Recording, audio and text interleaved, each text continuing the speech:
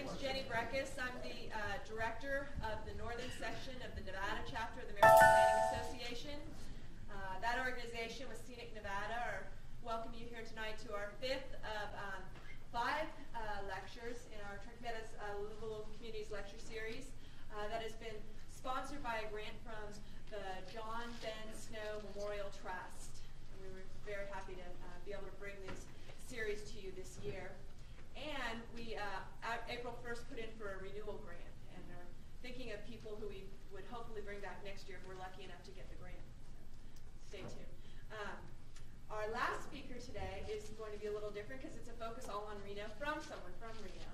Our other four speakers have been brought in and made their observations about Reno and Truckee Meadows, but bringing in and talking about it in contrast to some of the larger issues in multiple communities that they work in. But we thought we'd end with a talk that is specific to Reno and hopefully be able to draw some thoughts and conclusions from some of the topics we've seen the other nights on the information that's presented here. And to do that is Scenic Nevada board member Stacey Lomer. Stacey is a registered architect in the state of Nevada. She's worked for about 9 years.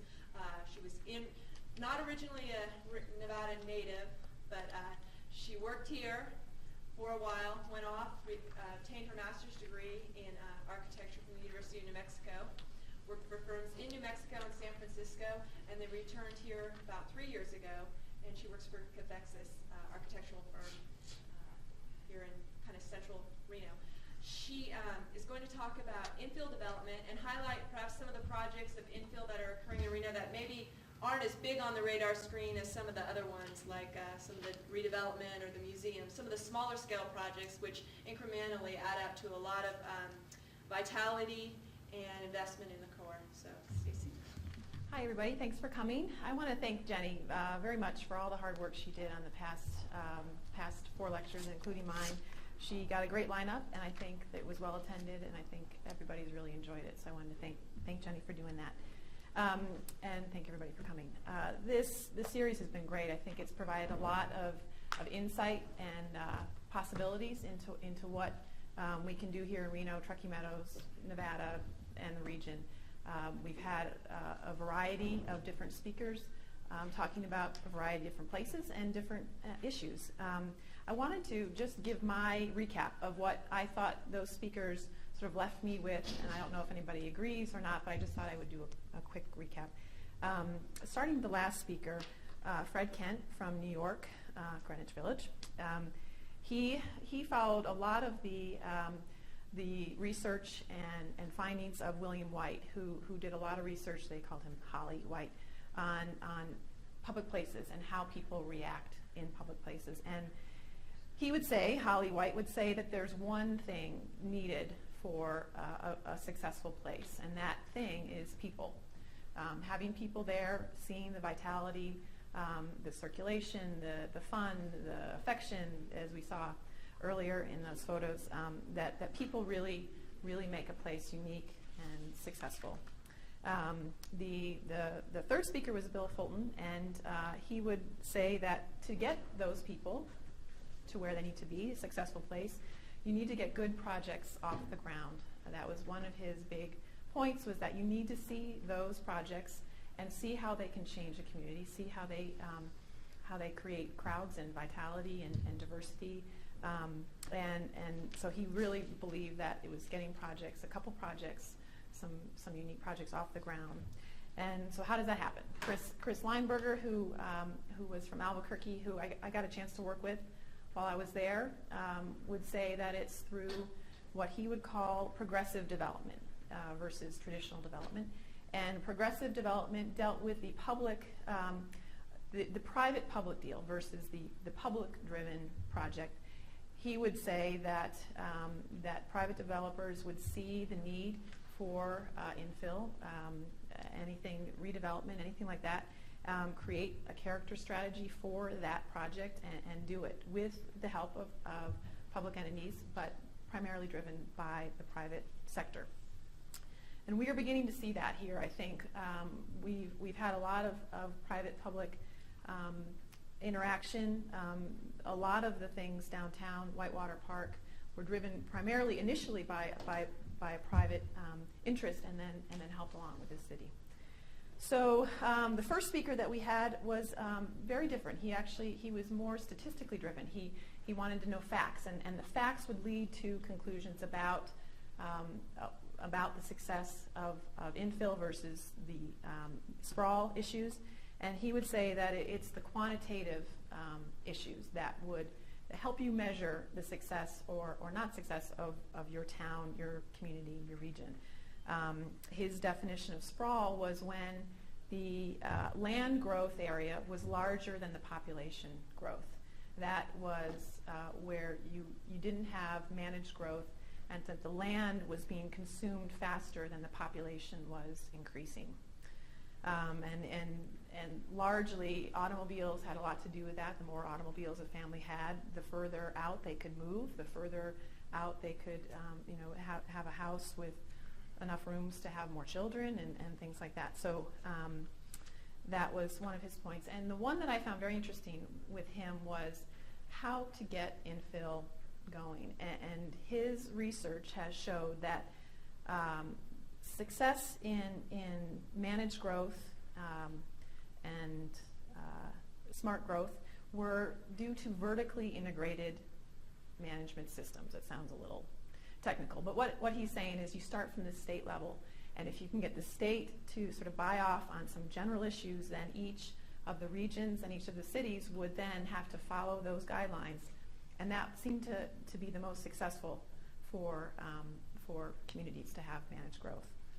So now I will come to some images here. So these are just some images of the area, and to me this is very powerful. What I see about this place and what I love about this place is not only downtown and what's happening downtown, but what we enjoy outside of it. And when sprawl and growth happens, views and areas like this tend to get crossed out. This is just a view of Lake Tahoe, just beautiful images. This gets closer to town. It's a drainage way, which they are slowly getting developed. Unfortunately, we're seeing developments on these hillsides and in these drainage ways that tend to neglect some issues about wildlife and natural drainage and that kind of thing. There's another image, drainage way. This, get a little closer to downtown, just highlighting La Familia is a new restaurant that just opened. They kind of took a chance on a corner that wasn't so successful in the past and has been very successful so far. It's been open since January, I think.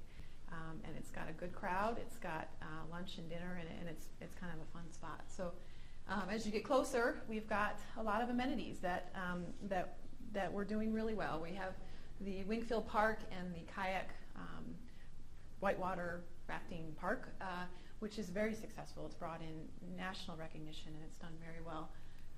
And we've got historic structures, the Riverside here. It's been successfully converted into artist lofts and retail on the bottom.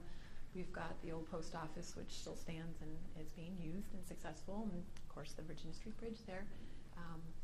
There. So I just wanted to kind of briefly go through that. The agenda for tonight is very simple. I just want to go through a couple of the characteristics of sprawl, of infill, and cite a couple examples, some interesting examples, which I think not many people might know some of the details of these stories, and then just look at some opportunities and challenges there. Can't get this right. Just quickly, definitions, Webster's Dictionary, websites, that kind of thing. Infill is building homes, businesses, and public facilities on unused and underutilized lands within urban areas. We've got a lot of that. Infill development keeps resources where people already live and allows rebuilding to occur. And infill development is critical to accommodating growth and redesigning our cities to be environmentally and socially sustainable. This is sort of the technical definition of redevelopment is the rebuilding of an urban area, usually a commercial district, but sometimes residential and industrial, and typically involving some portion of government involvement and expenditure to organize a municipal redevelopment agency. Characteristics of infill. These are some that I found, especially when looking at issues in Reno. Increase in density, diverse housing types created. We have reduced crime rates with successful infill. decreased transportation trips, the increased need for usage, which sort of equals economic vitality, and reduced environmental impacts. I'm focused on increase in density. We've got examples all over town. Bill Fulton, who was the third speaker, stated that Reno was the fourth densest city in the U.S. And the reason that is we have small lots. We've got really, really compact lots. They may not be designed well in terms of the community overall, but we do have a very dense urban area.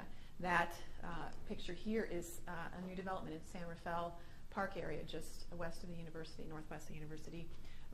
Quite nice houses. They're small, really small sites, and fairly successful. This is the city center apartments here, right downtown. It is also a very dense apartment building. Tax credit. I'll talk a little bit more about that later. But the increase in density is a very strong characteristics. Diverse housing types. As I just showed you, the city center as well as the city courtyard apartments, they're both developed by the same developer, and they both have tax credit financing to get them going. They have mostly studio and one bedrooms. You also have apartment building like this that is in just south of California Avenue, which really blends into the neighborhood very well. It's got a mixture of 1-2 bedroom units. And this is a cloudy day, but it's Mayberry Landing, which is a great townhome project. Mayberry, just east of McCarran Boulevard, and it just, when you have infill, you've got options for housing because of the density, because of the locations. You do have a lot more options. Here's a couple more examples. We've got the Comstock Hotel, which is turning into condos. Pretty successful project at the moment. It's on time and fairly on budget, which is unusual. As well as that's the Comstock from second looking back. You've got Arlington Towers there, which is also turned into condos, apartments to condos. So lots of different housing types in the infill sector. This is a close-up of those units at San Rafael. Nicely detailed, nicely scaled project, and it's a within the McCarran Loop. It's a nice, dense housing project. Reduced crime rates. Typically, when you have successful infill, well, some of the characteristics, you have a low quality of education and crime, and the crime rate is highest in neighborhood decline. The perception of higher crime impedes infill development, and that's perception is the big deal to get that started when you have sort of the reputation of being a bad area for transients or crime or drugs or anything like that. It's hard to change that around and get that on the upswing. So lately in the 80s and 90s, the suburbs have put up gates and walls and security and all of that kind of thing to keep that element out. And what that does is sort of close you off to the world at large. What the city of Reno is doing, they've got a lot of things, a lot of policies and programs in place to try to curb this. And with successful infill, with a dense downtown, vibrant downtown, these shouldn't be needed, or as much of these should be needed. They have the bicycle cops, they've got the horse-mounted units, they've got the homeless evaluation and the river patrol and crisis intervention and all these things that are occurring downtown. When if you had a lot of eyes on the street, if you had a lot of 24-hour living and working and entertainment and retail, a lot of that I think would reduce. So,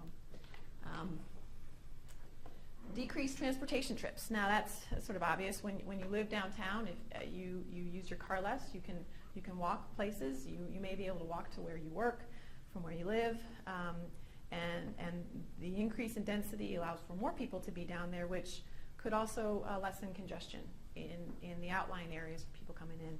So it really does speak to a healthy community when people can walk to get their groceries or the dry cleaner or anything. So it does decrease. This is an example of what we've got now, where we have, this is Meadowood Mall here, surrounded by parking and a road, and then buffer of commercial to the highway, you can't really walk there. I don't know too many people who walk to Meadowood Mall, but that's where a majority of our shopping is.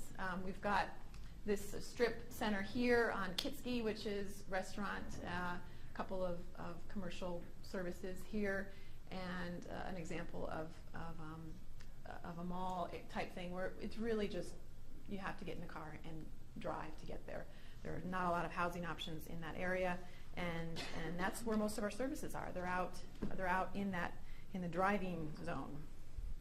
Whereas you have opportunity and you have things already coming up. We've got Bebo's Coffee and Beck's Ice Cream here on Mount Rose, just west of Arlington, Plumas, sorry.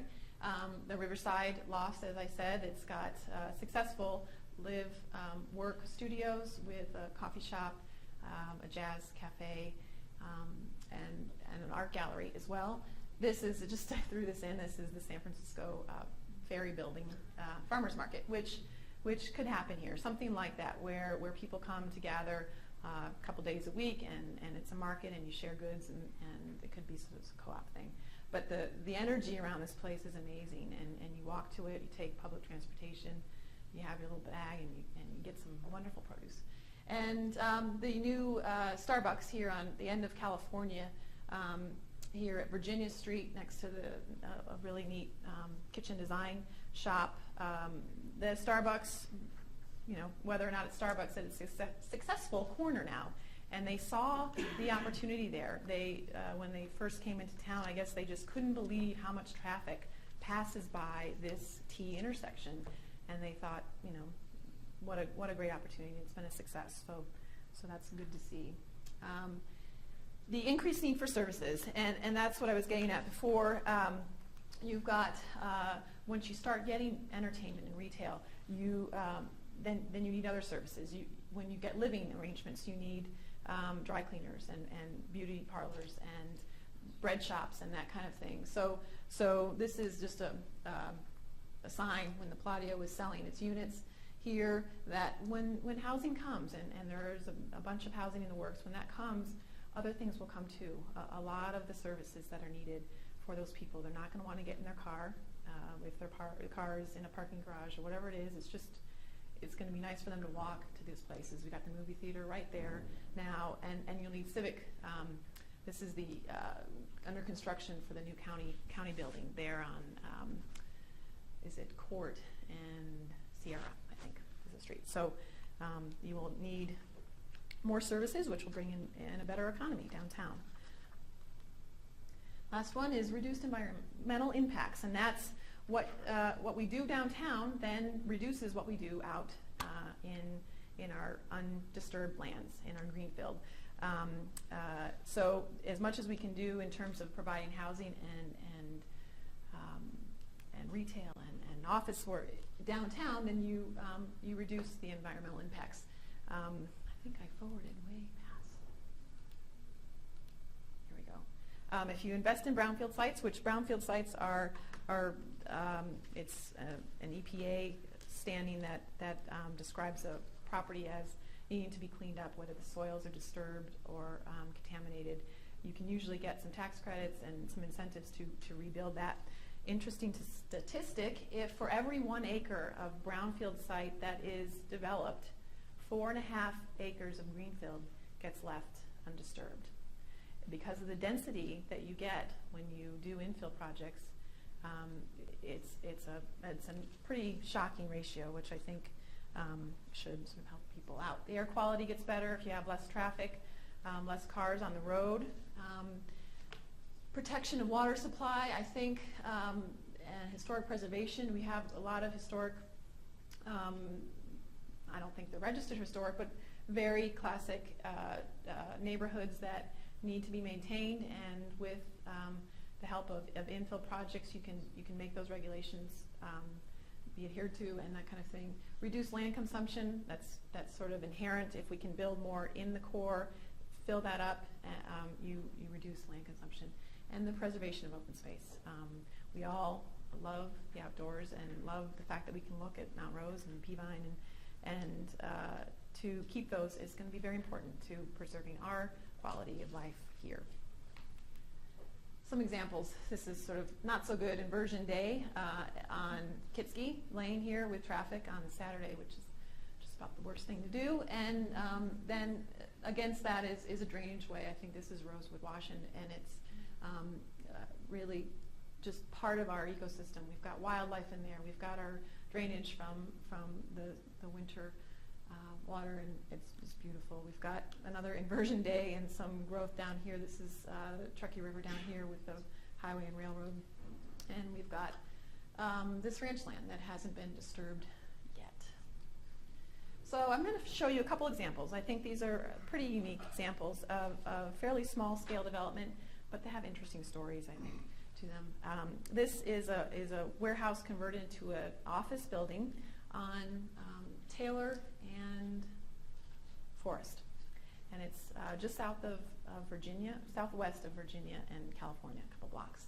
And this couple bought the place and spent quite a bit of time redoing it. They put in an atrium here. They carved out the roof, put an atrium, sort of updated all of this, put new awnings on, and updated the windows. And it's now a successful office building. It's got 7 tenants. Is architect, there's a draftsman, there's an ad agency, and so a lot of really wonderful clients. And it's about 6,300 square feet. It's just a really, really sweet building. They did a good job just doing nice details, and it's right in a very strange neighborhood so far. It's getting better. But inside, it's this wonderful green, serene place. They put plants on. There's waterfall, and they used steam heat throughout and installed a lot of green systems in this building. I don't know the details, but they really did a good job with trying to keep this low impact. The next project is Record Street Café, and I don't know if anybody knows Fred Atchison, but he's a great guy. He sat down with me and told me a little bit about this. This building is on Evans and Record. It's right south of the university. It's very popular with university students as well as just as locals. It's right here on the railroad tracks here. Originally it was owned by the railroad, and then it was bought by a wood manufacturer who built all the wood floors, all the gyms in town. And all the wood was brought in by railroad, and they used these wood planks, and they rolled in the wood and stored it there, and then would go install all over town. So probably Reno High and McQueen, they all have the wood floors from this building. But Fred purchased it in 1997, not really knowing what to do with it. He wasn't quite sure what it wanted to be when it grew up, and so he just spent some time fixing it up. They had left all the wood samples, equipment, machines, and they just basically left it sitting there. And so he started the roof had a leak, and so he's up there on the roof fixing the leak, and he just saw all of these students walking by. It was a fall afternoon, he says, and all of these students just looked depressed. They were holding their heads down, and it was really windy, and it was a sort of gusty wind that you don't really want to walk in. And he says, these people need a cup of coffee. And this light went on, and he just thought this would be a great place for a coffee shop. Everybody parks there because you don't have to pay for a parking permit when you. Let's see if I can get to it. That's the old Geister is the name of the hardwood floor company. But let me go back here and just show you. This is where a lot of people park, and you see them walking across because they don't have to pay a parking permit fee. But he just decided to open the coffee shop, and it started out as small and ended up. He used a lot of the salvage materials to build the tables and finish up the floors, and a lot of the bar work and chairs, everything came from the wood that was sitting there. He used the machines to actually to do some of the stuff, and he really has enjoyed it, and a great success. It's a very popular place, like I said, for students and locals. That's Fred right there. So I think that's a really nice example of a kind of do-it-yourself infill project. This is Courtyard Center Apartments. Like I said, this company out of Denver has 2 in town, and they are tax credit base, there's some low-income housing, mostly studios and one-bedrooms. They're going for about $575 a month to about $700. Full 96% occupied, which is great to hear. Interestingly enough, though, 50% of the parking is used. People don't have cars or don't need cars there, so only 50% of the parking spaces are actually used in these units. But both of them, this is the city center. This is on Lake and Mill. But they have they have a high-speed internet. They have a workout room. They've got courtyards, and it's a pretty successful place, which is right downtown. Some more images here. And the last project I'm going to look at is on the board still. The permits are in the city for review, and this is a project by Timber Ridge Development. It's a retail shop on 5th and Nevada, right there. We can get our bearings here. There's the university campus, Sundowner converting, etc. This site here was the home of a burned down house, almost burned down, and a house that's been known for some illegal drugs, etc. And this is the site right here. 5th Street here is becoming a very popular street for the university. They've got they're trying to make it one of their retail centers with JJ's Pizza. You've got Beto's Mexican food, the patio, and things like that. They're trying to sort of fill that in. You've also got St. Mary's Hospital expansion and things. So there's a lot of opportunity for a lot of foot traffic along this street. So the project is, like I said, in the building department, it proposes 5 tenant spaces with 6,500 square feet total. It's only got nine parking spaces on site. However, the city didn't require any because it is an infill project. But the developer wanted to have parking just to accommodate some of the retail that might go in there. It is located within a sort of blighted area, and it's developer driven. Here's a site plan real quick. There's 5th, Nevada. This is that corner that we saw looking that way. This just gives a quick rendering. Like I said, it hasn't been built yet, but it's a real simple construction. It is a low dollar per square foot project. It should be, I think the shell was costing $90 a square foot, which is pretty good for here. And the tenants will then finish the interiors on their own. There are 3 tenants already signed up, and so they'll have 2 more. But this is sort of a night view here. Looks, but it will really, I think, impact that area pretty well. This is a proposal to maybe future phase do a live-work type loft up on top. It's the second floor here, but at the moment it's just going to go 1 floor. So just real quickly, I'll scan through other examples that we saw. The Century Theaters here, Palladio. This is an interesting housing project just on University Terrace here, and it's a couple of units, and they're for sale right now, and it's just a nice infill project that sort of brings some life and color into that area there. This is a residential project just west of that warehouse turn office project that came about. This is a Lake Mansion movie, and I think this is going to bring a lot of cultural activity here and start to connect the dots in terms of the art museum, the automobile museum, the Lake Mansion, and some of the amenities along the river.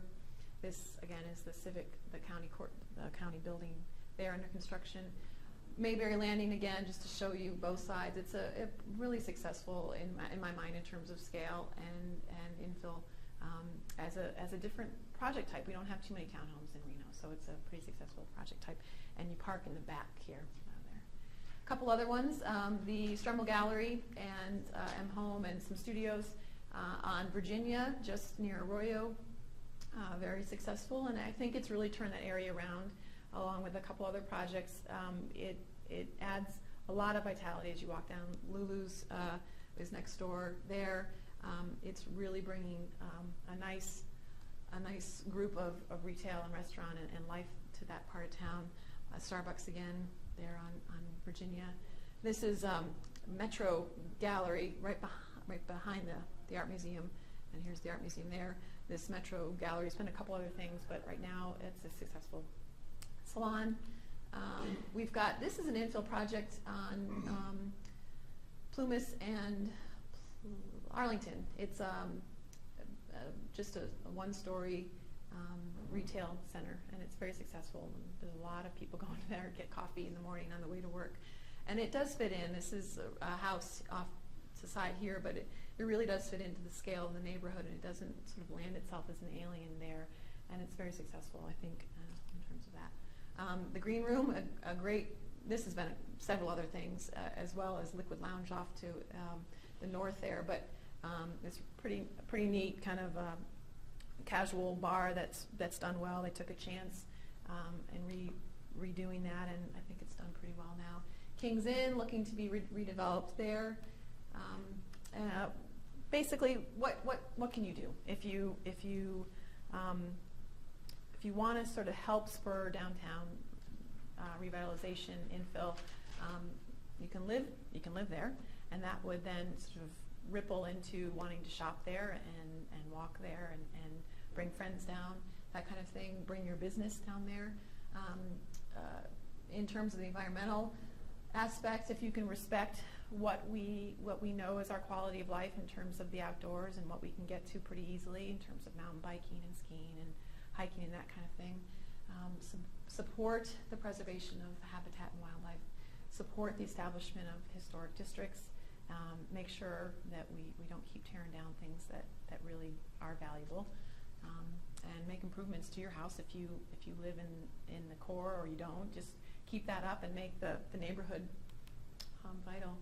I just threw in a couple of shots of lots that I drive by all the time that just look like opportunities. Now, whether people have looked at them before, this is on 5th and Center Street, just a vacant lot.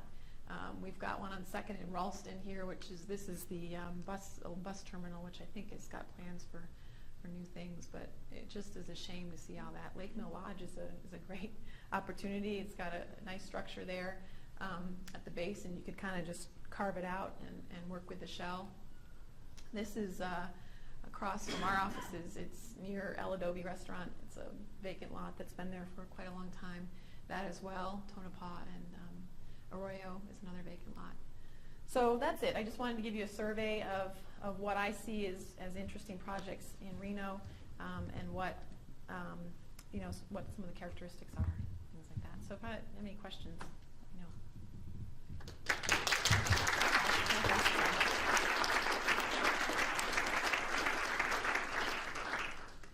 You're right. I think they're missing the point there. Not every piece of land needs to be developed in the core, if we're calling McCarran Loop our core. What needs to happen is the greenways plan, which is under works, the open space greenways. You need to be conscious of what nature is doing for us in terms of bringing water to the river and that kind of thing. I think if there is a plan in place, it's basically an overlay plan that says, yes, 30% of the development has to be in the McCarran Loop, but these places they're out of bounds. You cannot touch them. They're basically, they're necessary for our lifeline, essentially. And I think if you overlay some sort of plan, of legal plan, description of what areas we're going to be tied back to public lands, what need to be drainage ways for us, wildlife corridors, things like that. If you can overlay a plan like that onto this regional plan about developing downtown in the core, that might be the best way. It is tough, though. I run across it all the time in terms of our business, as well. So there are a lot of places to get public input. You have to know, though. You have to do your daily search on the city web, the county web, et cetera, and get those agendas, get the staff reports, and be active in this if you are interested in that. I think what we try to do is they're asked to go to neighborhood advisory boards, which does sort of invite them to listen to the neighbor's response.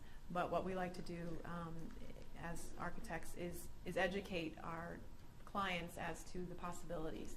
If there is a seriously low, one-story, two-story project right north of this 12-story building, we might look at ways of carving out some areas so that sunlight can get through. So in terms of design, we can make some suggestions.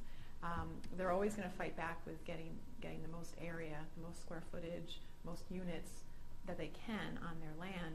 But they do have to go through the city processes, and there are NABs, as you know, that can have influence. Those comments at the neighborhood advisory boards and the city council meetings and board of adjustment, et cetera, they can have influence. But as an architect, we'd like to just try to suggest the most contextual answer that serves both the developer and the neighborhood.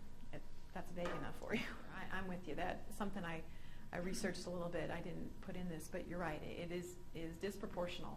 The fees are disproportional to the impact that projects have, and that is something that we need to work on in terms of scale. I thought that too. I yell at Fred every time I see you. The same thing. If you're building a small project and you're using your own money, it should be low. And if it's infill, it should be nil or close to nil, and it should go through smoothly. We're having problems with that on that retail on Fifth Street. It's taken way too long. And proportionally, you're right, it's not fair. And that is something that needs to be addressed. I didn't really address city issues, but it's important because it is a hindrance in many cases, and only the diligent few can get through it. That's a really hard question. I think that was a question that streamed through all the lectures that happened. How do we do that? We've already started down this road that's unsuccessful in terms of aesthetics and people, places, and that kind of thing. How do we do that? It may be project by project, and some of it is city codes, to be honest. A lot of it, you follow the code, and that's what happens. You get a 5-foot setback, and you go bam. You've got you need your front door on the street, and that's about it. So a lot of it is that, but in terms of how do we start changing the mindset, you do project by project. I think that's what most of the speakers are saying is you get projects on the ground, and you show that a courtyard can be a beautiful amenity that increases the value of those office spaces or those apartments that surround it. And because you're losing 5 units or 3 units or 1, that you are gaining that back in success in terms of vacancy and lack of vacancy and value to the developer. So seeing projects, we can only do so much in terms of, as an architect, with each client that we see. Typically, we won't take clients that don't see the possibilities that we want to show them. But if we do, it's very difficult sometimes. And I don't know if I'm explaining myself, but it's got to be project by project in terms of my input. It also needs to be city-driven in terms of what they're allowing people to do. Seeing 4 sides of a building. Sometimes buildings up on the street is a good thing when it's a very pedestrian-oriented street, when the streets are slow in terms of traffic. If you're speaking of like a Kitsky Lane or something like that, it's different. But it is contextual. Each street has a different speed, has a different energy, and they should be treated as such, every project. Brings up a point. Someone in the audience asked if there was going to be a follow-up to this series in terms of just conversation. We have questions and answers and some brief discussion afterwards, but can there be a venue for more discussion on this? And if that is desirable, we can suggest a meeting just basically managed or set up through Scenic Nevada, if that's of interest to anybody. Follow-up conversation, discussion on specific topics or something like that. Scenic Nevada meets once a month, the 3rd Monday of every month. Tonight, if you want to head over to Mi Casa 2 on South Virginia, they're meeting at 6:30.